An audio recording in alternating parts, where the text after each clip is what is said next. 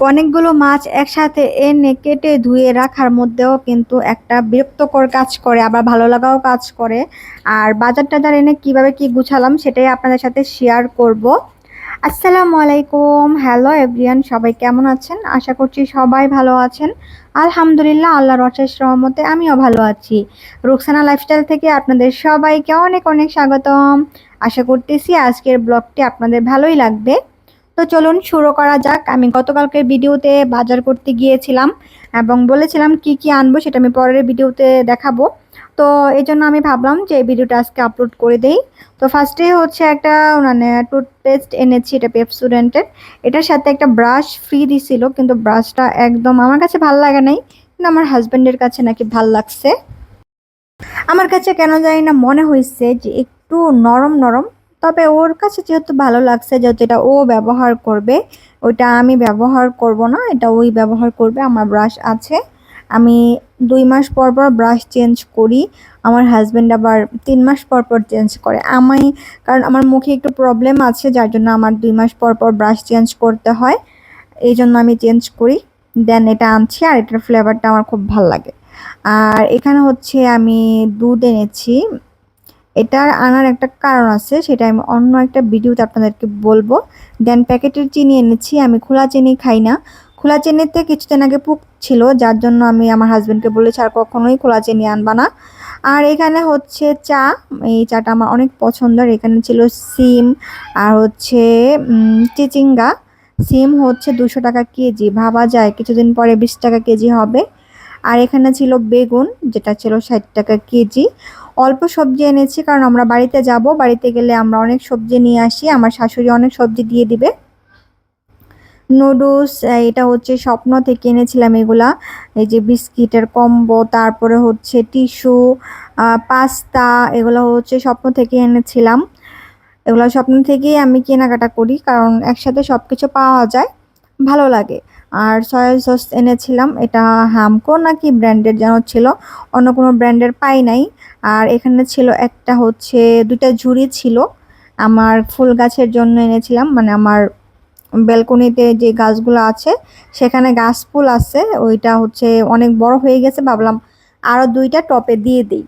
আর এটা হচ্ছে পাতিল মাজার ঝাবা, এটা হচ্ছে আপনারা চেষ্টা করবেন 2 মাস অন্তর অন্তর চেঞ্জ করার জন্য। অনেক কাপড় হয়তো বা আরো গনও চেঞ্জ করে, তবে এটা চেঞ্জ করা ভালো আমার যেটা মনে হয়। এই আর কি আমার আজকের বাজার। আর মেইন বাজার যেটা, সেটা ছিল মাছ। এখানে একটা রুই মাছ ছিল, যেটা আমি হচ্ছে বাজার থেকে কেটে নিয়ে আসছিলাম। ছিল চিংড়ি মাছ আর বারহিলা মাছ, আপনারা কি বলেন আমি জানি না। ওফ, এই ব্যাগেটটা তো দেখাতে ভুলেই গেছি। এখানে ছিল আমার একটা কাঁকড়া, দেন একটা পাপ। আর ওই ভাইয়ের দোকানের কাঁকড়া আমার অনেক পছন্দের, এই জন্য আমি যখন যাই একটা করে কিনে আনি। আর এটা হচ্ছে মেকআপ পাফ, আমার আগেরটা হচ্ছে মানে ইয়ে হয়ে গেছে, কেমন যেন হয়ে গেছে, দেন আরেকটা নতুন কিনে আনলাম। তো এই ছিল আমার গতকালকের ভিডিওর, যে বলেছিলাম বাজার করতে গিয়েছিলাম, তো এই ছিল আমার বাজার। আর এই যে দেখেন কি সুন্দর মাছ, আমার এগুলো অনেক পছন্দের মাছ। আর এগুলো আমার প্রিয় মাছ এক কথায় বলতে গেলে। তো আমার হাজবেন্ড আমার পছন্দের মাছগুলো আমাকে কিনে দিচ্ছে। এটা ছিল বারহিলা, সাথে ছিল গুত্তম মাছ। এগুলো হচ্ছে শুধু আমি পেঁয়াজ দিয়ে ভুনা করবো চচ্চড়ি। আর ওখানে ছিল চিংড়ি মাছ। এগুলা কেটে ধুইতে ধুইতে আমার বিকাল 4টা বেজে গেছে। আমি সকালবেলা বাজারে গিয়েছিলাম, তা বাজার থেকে এসেছি 1টার দিকে, এসে মাছ আমি ফ্রিজে রেখে আধা ঘন্টা পর কাটতে বসছি, কিন্তু এগুলো আমার কেটে ধুয়ে রাখতে রাখতে 4টা বেজে গেছিলো। আর রুই মাছটা যেহেতু অনেক, রুই মাছের মধ্যে অনেক ইয়া ছিল, যার জন্য আমি ভিডিওতে আনি নাই, কারণ অনেক কিছু মানে ক্রাইটেরিয়া মানে ইয়া করতে হয় আমাদেরকে। তো এই জন্য আমি ওইভাবে দেখাতে পারি না। এখন আমি একে একে সব মাছগুলো ধুয়ে নিব, দেন হচ্ছে এগুলো সব গুছিয়ে ফ্রিজে রাখবো।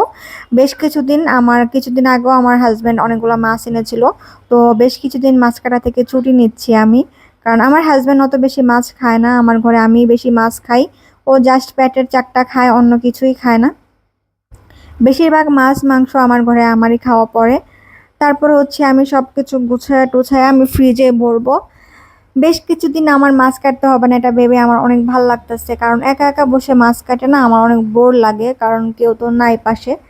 এই জন্য আমার ভাল লাগে না মাছ কাটতে ওইরকম। কিন্তু কি আর করার, এখানে তো আর আমার কেউ নাই যে আমাকে এসে মাছ কেটে দিবে, একটু মানে হেল্প করবে, ওরকম তো কেউ নাই।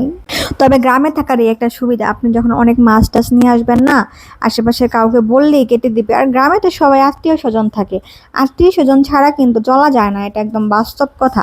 যারা শহরে থাকেন তারা মনে হয় অনেক আত্মীয় স্বজনের অভাব ফিল করেন, তাই না? আমি তো বরাবরই আত্মীয় স্বজনের ফিল অভাব করি, কারণ আমার মনে হয় যে সবার কাছে থাকার মজাটাই অন্যরকম। জানি না কবে আমি থাকতে পারবো সবার সাথে, আল্লাহ চাইলে সব কিছুই হবে। এই তো আমি ফ্রিজে রাখতেছিলাম, আমি দেখতেছিলাম কোথায় কি রাখবো, দেন সব কিছু গুছায় টুছায় আমার সব কাজ আজকের মতন শেষ। আজকের মতন আমি একটু ফ্রি, তারপর হচ্ছে সবজিগুলো হচ্ছে নর্মালে রাখবো, তারপর আমার কোনো কাজ নাই। তো আপনারা সবাই আমার চ্যানেলটা সাবস্ক্রাইব করে দিবেন। আমার ভিডিওগুলো আপনাদের কাছে কেমন লাগে অবশ্যই কিন্তু কমেন্টস করে জানাবেন। আর কি ধরনের ভিডিও আপনারা চান, আমার ভিডিওতে কোনো ভুল ত্রুটি হয়ে থাকলে ক্ষমার দৃষ্টিতে দেখবেন। সবাই আমার জন্য দোয়া করবেন যেন আমি সবসময় ভালো থাকি, সুস্থ থাকি। আপনাদের জন্য অনেক অনেক দোয়া ভালোবাসা রইলো। আশা করতেছি যারা আমার চ্যানেলটা সাবস্ক্রাইব করেন নাই সাবস্ক্রাইব করে দিবেন। ভালো লাগলে অবশ্যই লাইক কমেন্ট শেয়ার করতে ভুলবেন না। আজকের মতন বিদায় নিচ্ছি, আল্লাহ হাফেজ।